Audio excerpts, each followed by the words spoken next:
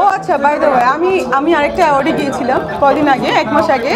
সেখানে আমি বলেছিলাম যে একটা ডাচ ডিজাইনার আমার ড্রেস করেছে 4টা, সেই 4টা ড্রেস থেকে একটা ওই দিন পরেছিলাম, আজকে একটা পরে এসেছি। দেখতেই পাচ্ছেন ড্রেসটা কিন্তু ফুল হচ্ছে হ্যান্ডওয়ার্ক এবং ড্রেসটা কত সুন্দর। এটা হচ্ছে আসলে উনি যে ড্রেসগুলো করে, এটা স্পেশালি যারা বলিউড অ্যাক্ট্রেস বলেন, হলিউড বলেন এবং কানে যারা যায়, ওনার ড্রেস আপ পরে যায়। আপনারা হয়তো দেখলেই বুঝতে পারছেন ড্রেসটা। এই হচ্ছে ব্যাপার। আরও দুটো আছে, আরও দুটো। হ্যাঁ, আমি তো নামমাত্র একটা প্রাইস দিয়েছি, আমি বলেছি সে আমাকে স্পন্সর করেছে, বাট ওনার এখানে ড্রেসের দাম কত হবে আমি জানি না, 5-6 lakh 8 lakh, I don't have any idea.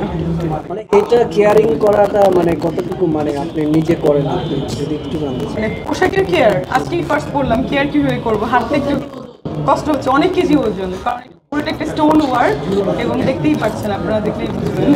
নতুন কোনো কাজ আসছে কিনা আপনার? নতুন কাজ হ্যাঁ আসছে। আপনারা জানেন যে সাইকো যে করেছিলাম, ওইটা একদম সেম রিলিজ করতে চাচ্ছে তারা।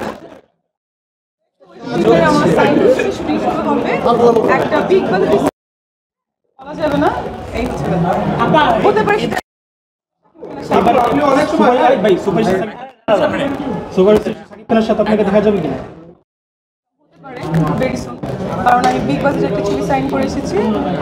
আপু, পাকিস্তানি সিনেমার সাথে আপনার একটা যুক্ত আছে, এই বিষয়টা একটু জানতে চাচ্ছিলাম। হ্যাঁ, এই ছবিটা ঈদের পরে শুরু হবে।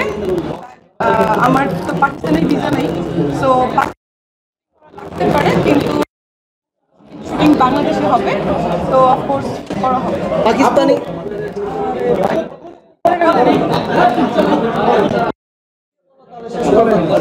বললাম যে আপু, পাকিস্তানি নায়ক মানে তারা তো অনেক হাইট, এবং বাংলাদেশের হাইটের সাথে পাকিস্তানের হাইট মিলিয়ে কিনা আপনার? আমার তো সব হিরোরই হাইট অনেক ভালো ছিল, ডে 1 থেকে সব 6 ফিট হিরো। বাপ্পি ছিল, সাইমন, সব তো আমার হাইটালা হিরো। ইভেন সাকিবও তো অনেক 5